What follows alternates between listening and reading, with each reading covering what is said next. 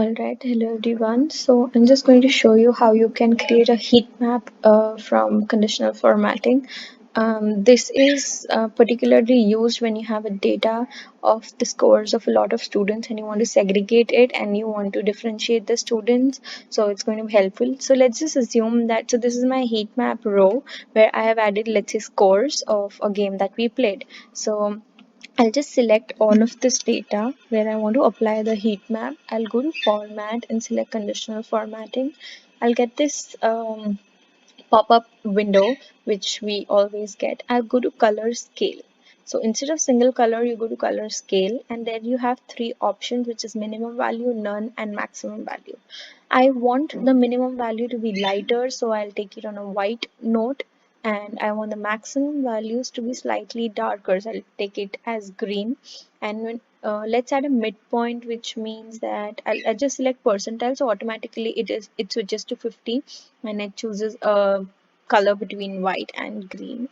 So yeah, this is how you do, and once you've done this, you click on done.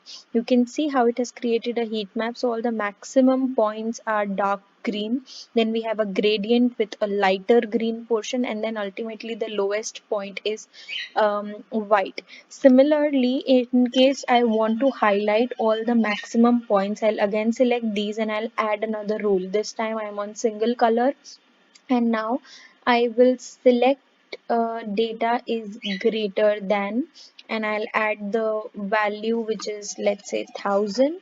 So all the data that is greater than 1000 will get bold. So you can see 2000, 2500, 1500, all this data which is more than 1000 will get bold. Similarly, if I want data above 1500 to get bold, I'll do it like this. Sorry, yeah, I'll get it bold, so you can see 2000, 2500, 2000, and 2000 is bold, and you just do it done. So this is how you can add data.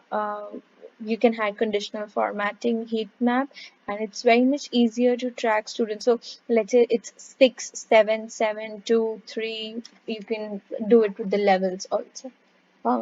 Yeah, that's it. Thank you.